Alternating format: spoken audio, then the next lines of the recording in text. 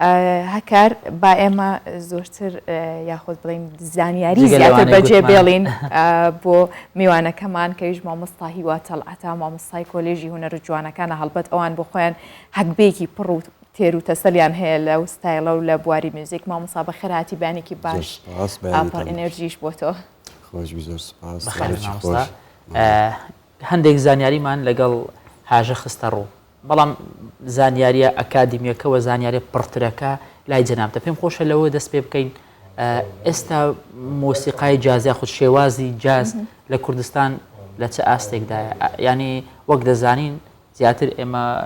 شەرقین ینی ڕۆژهەڵاتین ئەوانەی کە حەزیشیان بۆ موزیکێ بۆ ئەم شێوازە هەیە بەڵام ئێستا لە هەندێک شوێن ئەم ستایلە دەبیندرێ ئێستا لە چه ئاستێکدایە بەڕاستی موزیکی جاز خۆی هەر تەمەنی زۆر درێژ نییە نێزیکەی 120 ساڵ تەمەنیەتی هەر لە هەموو جیهاندا جا لە کوردستانیش ساڵانی هەفتاکان تەجروبەیەکی بچووک هەبوو بەڵام بەردەوامی تێدا نەبوو بە حکمی ئەوەی کۆمەڵگا ئامادە نەبوو بۆ ئەم جۆرە موزیکە گوێچکەی گوێگران کە ئامادە نەبێ سەرکەوت و بوون لەم بوارەدا زۆر ئاسان نابێت دوای پەرسەندنی موزیکی ئەکادمی و دامەزراندنی پەیمانگا و کۆلێژ و بڵاوبوونەوەی سەتەلایت و ئەو شتانە ئیترەمانە هاریکار بوون بۆ ئەوەی بینەر یاخود بیسەر زیاتر ئاشنایی لەگەڵ موزیکی جیاوازی کولتوری جیاواز بدۆزێتەوە دەتوانم بڵێم لەو 15-20 ساڵی دواییدا موزیکی جاز لە کوردستانە خەڵکانێک هەن گوێی لێ ڕادەگرن و کەسانێک هەن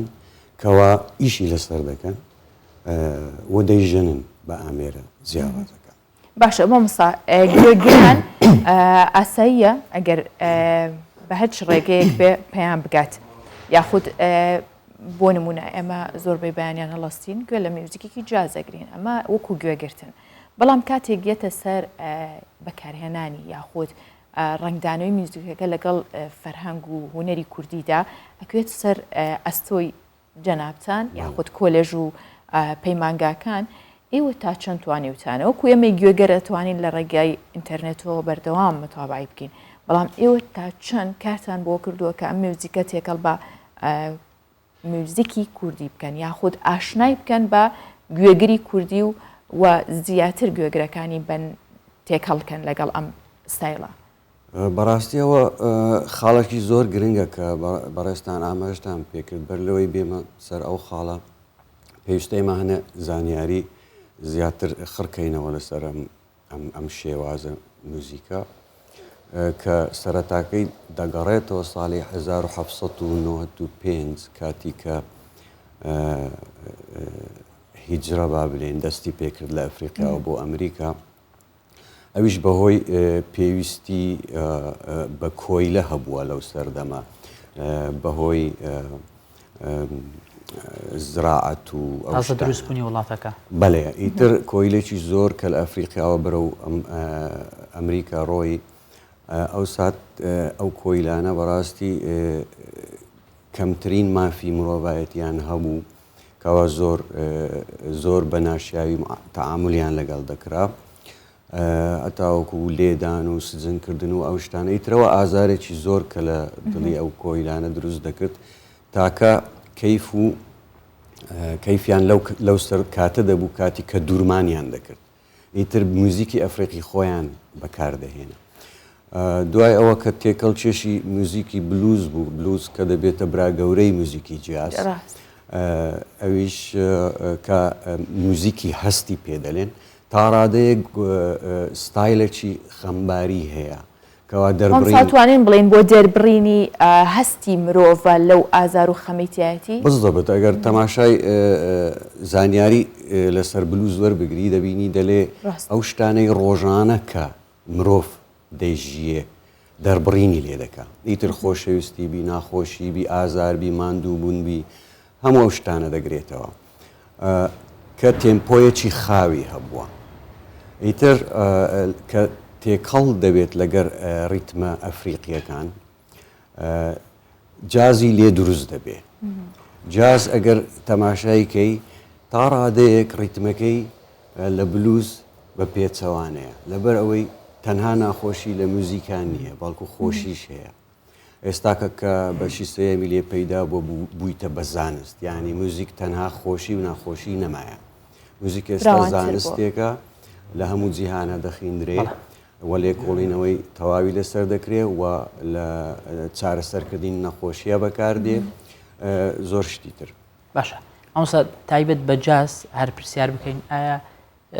چه ئامێرێک دەتوانێت بچێتە چوارچێوەی جازیا خۆت ئەم ستایلی پێ بژەندرێت ئیتر خۆی لەبەرەوەی بلوز بە ئامێرە مستیەکان ئەنجام دەدرا ترۆمپێت و ترۆمبۆن و ئەو ئامێرانە سەرەتاکەی ڕاستی بەر لەوانش بە کلارنێتەوە پەرەیساند ئیتر لەو چارچێوەیە دوایش کە سەکسیفۆن هاتە ناو بابەتەکە جاز بە کۆمەڵێک مەرحەلە ڕەت دەبێ کە ساڵی 1912 جەنابتان ئاماژەتان پێکرد لە زانیاریەکان لەو سەردەمەیە دوای شەڕی جیهانی یەکەم کە تەواوی بێ با بڵێن کەسانێکی پیاوی زۆر کە دەکوژرێن ئافرەت دێتە ناو ئەو موزیکا یەکەم هەنگاو لە هەینەوە دەست پێ دەکات ئیتر بە حکمی ئەوەی ئافرەت هەستان پرچی خۆیان کورد بڕی ڕەش پێچەکان ئیتر مەسەران جلکی تەقلیدی کۆنی کلاسیکی ئەوروپا و ئەمریکا ئەگەر بیبینین هەموو جیاواز بوو تەنورەی کورت پەیدا بوو یاخود تەنورەی درێژ بەڵام بڕینێکی تێدا هەیە بە حکمی ئەوەی جاز مەرحەلەیەکی دانسی لەگەڵ خۆدا بەشدار کرد ئیتر زۆر فیلم و گۆرانی و شتیوامانە هەیە کەەوە تۆمار کراوە کەەوە کۆمەڵێک ئافرەت وەستاون لەگەڵ موزیکا قاچی خۆیان دەجوولێنن ئەوانە ئەو مەراحلانن کە جاز پێیدا تێپەڕ دەبێ بەیاوەری گۆڕانکاری هەرە گرنگ لە دنیادا کەس لەگەر ساڵی 1900 دەست پێ دەکات سەدای 20 گۆڕانکاری لە موزیکی جیهان لە هەموو شێوازەکان ڕوویدایە بە تایبەتیش کلاسیک و هەروەها لە توخمەکانی موزیک توخمە سەرەکیەکان ئەوانیش گۆڕانکاریان بەسەردات سەبەبی چ بوو سەبەبی ئەوە بوو جیهان لە دوای 1900 تا شێوازی ژیان تێیدا گۆڕا زانست بەرەو پێشڕۆیی ئیکتشافات شەمەندەفەر دۆزراوە لاسلکی و کۆمونیکیشن و ئەشتانە پەرەیستند ئەوانە ڕۆڵێکی گەلە گەورەیان هەبووکەوە موزیکی جاز بەرەو پێش بڕوە هەروە موزیکی بلوز و دوای هاتنی ڕۆک ئەو مەراحلانە وای لە موزیکی جاز کرد خۆی لە خۆیدا بەرەو پێش بڕوە دوایە دێنە سەر بابەتی عەلمیەکەی کەەوە باسی توخمەکان بکەین دەمەوێت باس لەوەی بکەم کەوا جاز بە 3-4 مەرحەلە ڕەت بوو 1930ەکان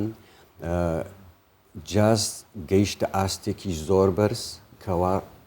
ناسراوە وەک ئەوەی بەڕێستان ئاماژتان پێکرد بە موزیکی ڕەشپێستەکان لێرەدا لەناو کۆمەڵگایە لەو کۆمەڵگایدا کە نیو ئۆرلاینز یەکەم شوێن بوو کە کولتورە جیاوازەکانی کۆ دەکردەوە لەوێ میناەکەیە هەموو پاپۆڕەکان داهاتنەوەی لەوێ خەڵک و کۆی لەو خەڵکی ئەجنبی لەوێ لە وڵاتی لیوزانە لە شوێنە لە خوارەوەی ئەمریکا کە نێزیکی ئەفریقیا و ئەوروپا دەبوو ئیتر سێشتی زۆر گرنگ هەیە ئیقای ئەفریقی لەگەڵ موزیک و هەستی ئەمریکی وە کەرەستەی ئەوروپی ئەو سیانە کە لێک دران موزیکی جاز دەرچوو دوای 1930 گروپە بچووکەکان ئەوانی لە 4 کەس موزیکی جازیانەوە دەکرد پێستسپیەکان تاڕادەیەک بوون بە بینەری ئەم موزیکە جیاوازە کە زۆر سەرنجیانی ڕادەکێشە ئیتر بەرەو ئەوروپاش ڕۆی ئەمە خۆشیان تایاندا ژەنیاری زۆر بەتوانە پەیدا بوو ئیتر موزیکی بلوز کە دژ بە نایەکسانی لە نێوان مرۆڤ پەیدا بوو جاز ئەوەی سەخت کردەوە کە کارێکی زۆر ڕۆڵێکی زۆر گرنگی بینیکەوە یەکسانی نێوان بەتایبەت مامۆستا لە شوێنێکا کە لویس ئارمستۆنگ یەکێکە لە بەناوبانگترین داهێنەرەکانی ستایلی جاز گۆرانی بێژێکە بۆ بە مێژووی جاز ئەوە کاتێککە کۆنسرتەکەکە زۆربەی تیپەکە یاخۆ هوەرمەندەکانی تر سپی پێست دەکەن لەگەڵ یا کۆنسرتەکە ڕاست بەڕێوە ئەو تێکەڵ بوونە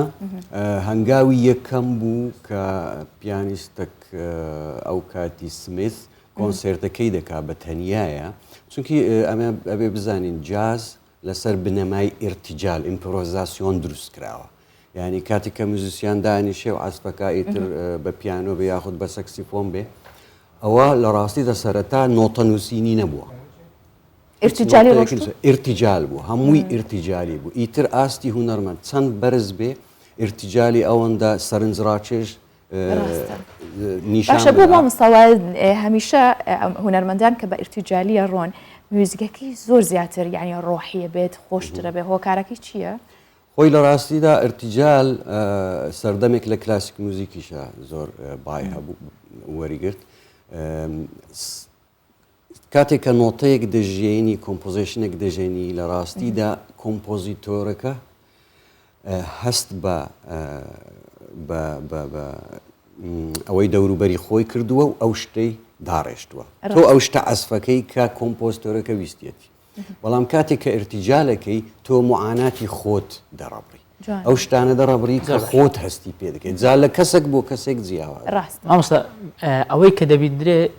زیاتر لەسەر شەقامەکان یاخود لە نایت کڵەپەکان ئەم ستایلە دەبیندرێ ئایا ئەمە نیشانەی ئەوەیە کە ستایلی جاز یاخود موزیکی جاز زیاتر قبول دەکرێت؟ نەخێر موزیک شێوازەکانی موزیک هەمویان بە مەراحل دەڕۆن ینی جیاشن ئەو مەرحەلانە ئەگەر سیرکەی کە باسی ئەوە دەکەین جاز لە لای کۆیلەکانەوە دروست بوو ئەوانە هیچ کاتێک شانسی ئەویان نەبووە ستێجێکیان لۆ ئامادە بکرێت جلوبەرگەچیان لۆ هەبێ ینی بێت جلوبەرگووە و ئێرتیجالە و شتانە دەست پێ دەکرێت دوایە ئەوە کاتێک کە ڕغبەتی بینی هاتە سەر شەقام کاتی کە هاتە سەر شەقام خەڵکانێکی زیاتر بینیان و حەزیان سوێ و ئیترشتی نوێ لە دوای 1970ەکان